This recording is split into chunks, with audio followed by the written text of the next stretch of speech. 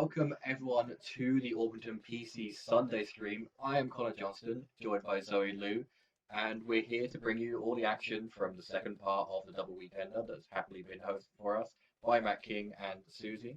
So how are you feeling today, Zoe? You had fun yesterday playing. You celebrated, I heard. How Oh did that go for you? yes, I had an assault vest cerillage. I wanted to have some fun, and I think I see why people use the bulk up set now after that because there were multiple times when I brought cerillage. I thought I really want protect there, but there was no protect, and in open team sheets, my opponents really capitalized on that, and they just went for attack. Yeah, luckily it was ghost type, so it couldn't be fake outed. So that's something. Yeah. Yeah, that's the benefit of using Ghost Host. You can't be fake outed, and of course with fake out kind of like hovering around the format now, that's something that's really good to have, especially with like Flutter main. That can't be faked out. That's the most powerful thing.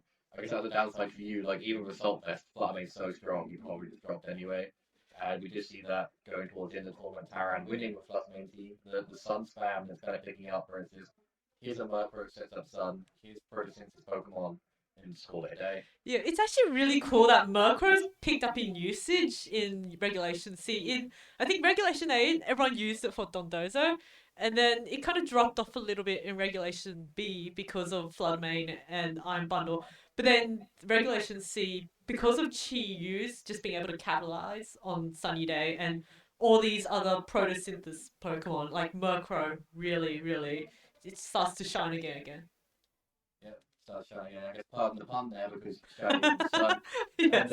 but talking about those ghost types, of course, Squawkabilly, like our good friend What's It here, is a good way to counter that. We did see that at the Malmo tournament just now, where Squawkabilly just came out of nowhere and got day two. Do you think we're going to see something like that today? Any fun Pokemon, any fun teams? I think players are going to play it safe.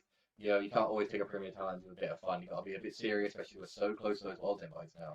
I saw so we was 6 rounds of Swiss yesterday, and I think four of my six opponents brought those really serious, regional style teams, and then a bunch of others brought some really fun teams. So it was a good mix of having a lot of fun and then getting the experience of like really hardcore practice. I didn't see any squawkabilities, unfortunately. I think what was the oddest Pokemon I saw?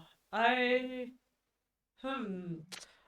I actually don't know. I think I faced quite a lot of really like they were all really solid teams. Some maybe had couple of strange move sets, but yeah. Oh, weakness policy Ting Lu, I suppose. Yeah, but you're using that, so I was also using that, and I lost to it, so couldn't hit it. I was too scared of yeah, yeah. you lost your own demons in that one, it seems. Yeah, pretty We're much. Pokemon doing what they do, but I guess we did. You said about fun sets. We did see Amrit yesterday had an accident that caused them to get very far in the tournament where they had their Screamtail.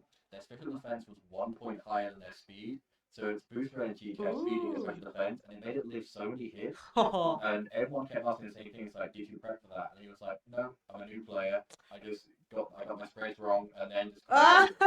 went out in top eight, but really good runs to get that far from a sheer mistake. And sometimes those sheer mistakes like actually cause the meta to be developed. Like kind of players now double checking their team sheets outside, or maybe double checking their counts and like, can I now knock out a +1 uh, Screamtail? And if they can, then good, you can get through Ambrit. If not, maybe Ambrit's changed up a bit. That's going to completely confuse the players who are then prep for that special defense boost as well. Yeah, wow. Screamtail naturally is really bulky. With a plus special defense boost, that thing is going to be living a lot of hits, especially with all these Fluttermanes running around. I wonder how much damage did it take from like a Shadow Ball. I don't think we saw it on stream yesterday, but we have to maybe be able to see Amber about today. Maybe ask him how much damage taken with Shadow Ball. Maybe even he was confused. Maybe he did get that quarter final spot. Maybe he was like, oh yeah, I took a confusing amount of damage. I normally get knocked out by this. So Yeah. we take what we get in Pokemon, especially when you can survive some of the strongest Pokemon in the game, and maybe in front of something else as a special attack enemy like Chi-Yu. You could probably get a drop to that normally, but maybe that could have saved a couple of hits there, especially with that drop you get from Chi-Yu as well. Oh yeah, Chiyu is so good in this format. I think when Regulation C got announced, I thought, oh, Team Lu's definitely gonna be the best Pokemon in the format. But actually, I think a lot of them all have their uses, but Chiyu has really proven itself. Like it's not that. bulky, but you can train it to be bulky. And then with the nasty plot, it becomes so scary. And Fire Dark is a very good offensive coverage.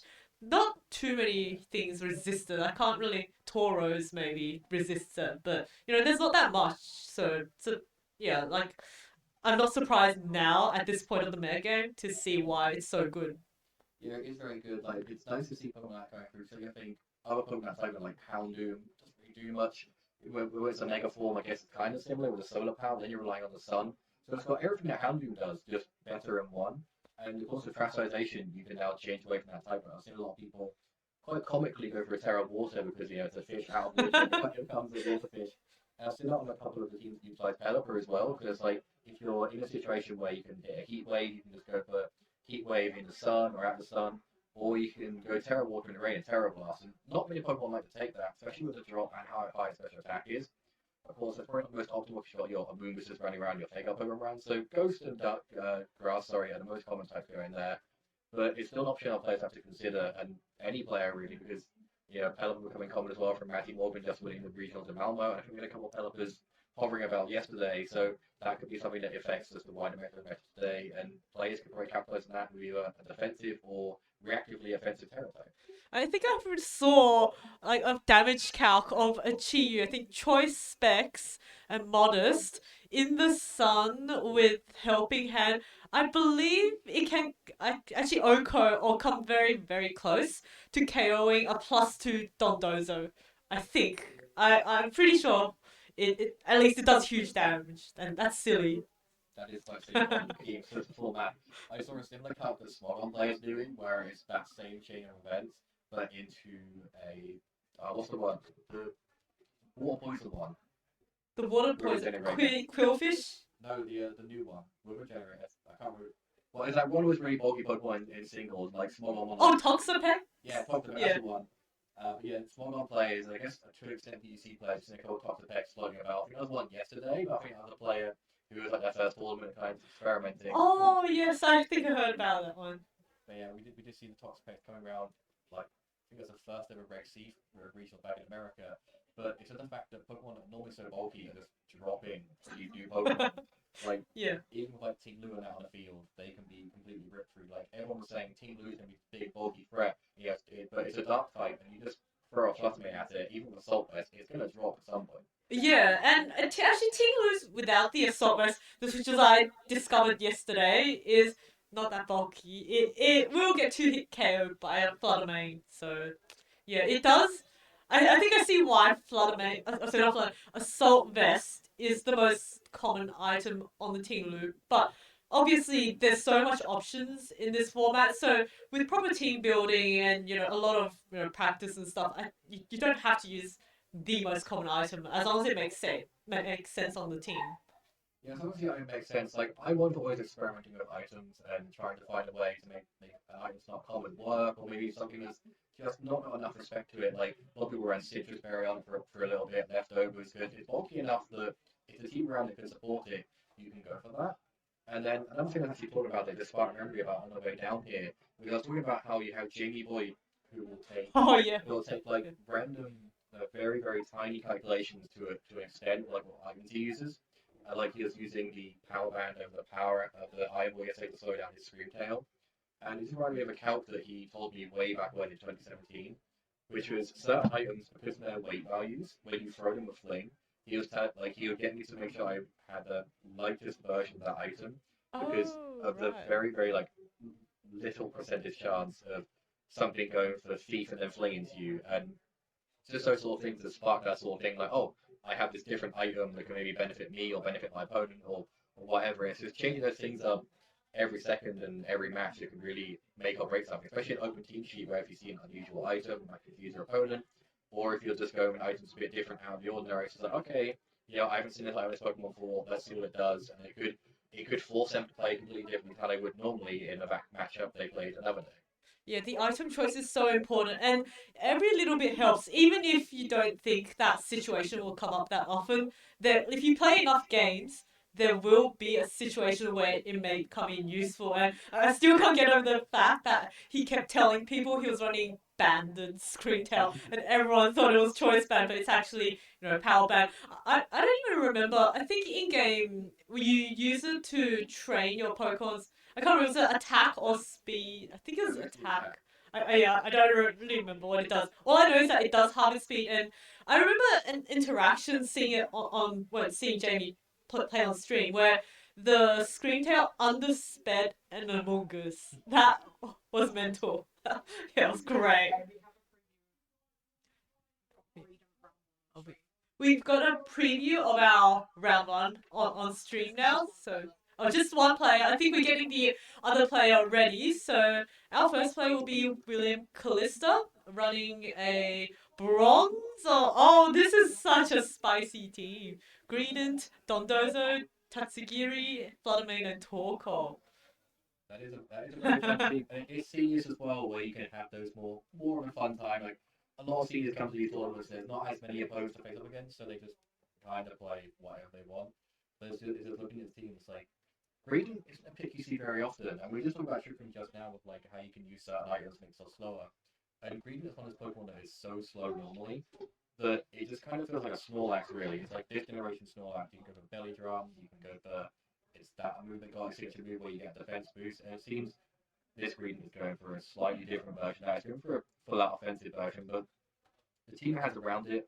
You got 3 or 4 slow Pokemon. You got your Fluttermane and Tatsugiri go for that super fast version. So let's see how that goes with them in this first matchup. Yeah, I have never seen Greedent used competitively, so I must say I had no idea what it did until I just looked at its the team sheets, and looking at it, it's got its ability cheek pouch, which is pretty cool because I believe it lets you eat the berry again at the end of the turn, or you gain more HP. I think previously it was a Pachirisu and Tokenomaru that got that ability, so a lot of rodent Pokemon getting it, and this one has Belly Drum, Earthquake, Facade, and Protect. So if an opponent tries to burn it, it's actually gonna really hurt. It is going to hurt, and no, that's something a lot of players can really go for. Like, a lot of players have been going for that side with a whisk action to try and stop yourself from being put to sleep, or if you just see a physical attacker and agree to being a bit confused, and maybe not going to do your damage caps on it.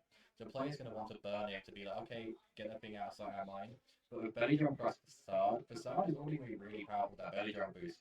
And the added benefit of forcing your opponent to burn it in a really off-putting situation, and then just smacking damage down afterwards, is really good to utilize. And of course, if you've got that safeguard on Bronze so a little bit counteractive, because you could be like, okay, I'm going to safeguard, I can't get burned, but it also stops the sleep, which doesn't boost facade damage, unfortunately, but gives you that room to be like, okay, no sleep from any of these Pokemon, or no one can get it up there in Trick Room, maybe in the last turn Trick Room, go for that safeguard, and Fluttermane or Dondozo Tatsugiri come in, and they can't be put to sleep, they can't be burned, they can just take control of that field pretty quickly. It's a really offensive team for what I can see here because, if you're trying to prep for that Greedent lead, you're trying to deny the Earthquake, deny the Belly Drum, then you might be facing a Dondozo Tatsugiri, and then you have to, I wonder, does William's opponent have, say, something like a Haze that might get rid of it? I mean, I think the metagame in seniors can be slightly different compared to masters, but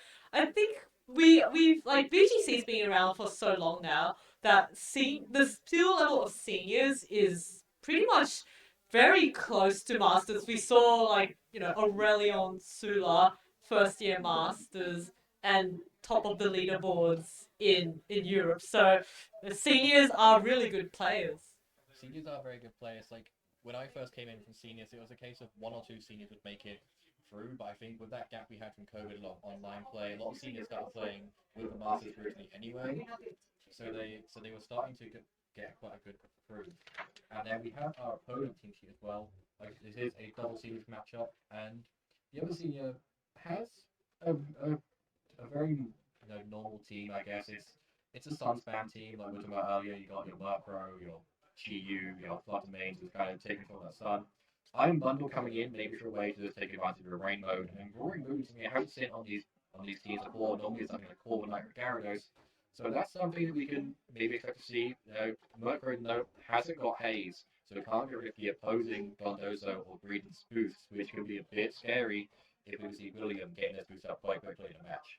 Oscar's also got quite an offensive team, so there's a choice banned Roaring Moon. That's not something I've seen that frequently, and it does have the outrage, which I think Dragonites tend to carry that a bit more because Dragonite's a bit bulkier than Roaring Moon, but Roaring Moon is faster, and the part duck typing can be really, really helpful sometimes. Of course, it does mean that it is times 4 weak to a Flutter Mane, but William does have a Flutter Mane, and it is a boosted energy set. So I think, because Oscar does not have the haze on Murkrow, he doesn't really have a way to deny the Dondozo setup. So I wonder if how Oscar's gonna respond to that. I wonder how he responds to that. Like, I guess Oscar can use that case we about earlier where it's just throwing out damage and then hoping for the best. And then that's what a lot of us go through with the Dondozo matchup. That's true. And like, if it doesn't work, then you just maybe hope that you can, force a situation where William feels the same. Like, I'll feel like, okay, I can't really go to throw damage down at me, and then I'm going from there. We can see what happens. And of course, Murkrow has that foul play, which will break through. Oh yes, yeah. So, often in cases you've got haze, if you can't stop something with just looking at it, you can stop it by throwing damage down it. And Dondozo, you just get that defense boost. I know the Wobble Fet is some sort of count for it, and apparently it will just stop it in its tracks, and it's like a back and forth. Like, foul play will do more, but then the defense boost brings it back. But then because you're doing recoil, it's like at some point it depends who's the bulkier one. Like Murkrow starting to become a bit more bulkier, but you don't have to have any speed or attack invested into it. So you can just go bulky enough to take a hit from a Dondozo, maybe haze it, maybe foul play it, and then really just call it a day from there. On teams like this, where you have the sun up, a Dondozo is going to be doing even less because of the effect of sun, of course, on those water attacks. And it's also worth noting that the Greedent, if it gets a belly drum up, it's going to be a +6. It has no defense boosts. So if a Murkrow goes for a foul play, I'm pretty sure that's going to KO that Greedent. So, that is something that William has to keep in mind. But the Dondozo is a very strong option for William. And then I think on Oscar's end, he does have a Chi-Yu and a choice specs Flutter Mane. And even if a Dondozo is at +2, its special defense is lower than its defense. So it will be taking quite heavy damage from both. And I think with proper training, some players are able to two-hit KO a Dondozo, provided that both their Pokemon can survive that turn. Yeah, hopefully they can survive that turn and then just steamroll through it. It's probably going to be a plan here. Of course, it's going to be one of those super hyper offensive matchups you see in seniors. It's going to be, one player's going super duper hyper offense, another player's going like a different style of hyper offense, and then we'll see who has a stronger hyper offense here. Dondozo is one of those bulky hyper offense teams. This team is like doesn't have much bulk. I played a similar team myself the other day when I went to locals, and the only drawback I saw is because everything is just pretty much 252 for damage down. Sometimes you have that one Pokemon that's a bit too bulky that you can't take a hit from, or is a lot stronger than you somehow, and you just drop straight away. You have Transportation to try and save you from that, but then it's just a case of you've wasted your Terra just to survive a one turn. I had a situation in a local where I faced down a Chi plus the main combo with this style of team. And I was like, okay, I've got to Terastallize. I either don't turn into my Steel type with my Great Tusk and then I get knocked out by the Flutter Mane, or I do and then I get knocked out by Chi-Yu. So it's like picking your poison really. In this matchup here, you can Terra Steel, take a hit from a Dondozo, but Dondozo can go for Earthquake instead of that Wave Crash. You can go for something like a Chi-Yu to drop the special defense stat, but then again, Dondozo can maybe outspeed himself fast enough and just smack damage down with its own attacks again, and that's just that constant loop of one of the Pokemon's going to be stronger than the other one will be faster, and it'll be a bit tit for tat, a bit back and forth, and I think the victor's going to be a very close one, if not a complete whitewash, or maybe this Hyper Defense team just gets itself going first, or maybe Trick Room goes up, and this team will struggle with Trick Room, because it hasn't got something like an Amoonguss or a Group on it, which most of them have to cover that situation. I wonder if the Roaring, I've never seen a choice band Roaring Moon before, so I just wonder how much damage it does. But this Bronzong from William does have Mental Herb, so the Murkrow can't really taunt it. It can try to, maybe taunt it one turn, burn the Mental Herb, and then taunt it again. But I don't know if that's something that, Oscar wants to waste 2 turns doing, but it's gonna be really, really cool just seeing choice band Roaring Moon. I think if the outrage hits the correct target, it whatever it hits that it takes neutral damage, it's probably going to get knocked out because Roaring Moon has one of the highest based attacks in the game. And I do believe we actually are going to the game now. No, we're not going. No. We're going to go to a break, sorry, just to sort out some tech issues we're having with the stream. And we'll be right back with the game as soon as we possibly can. See you.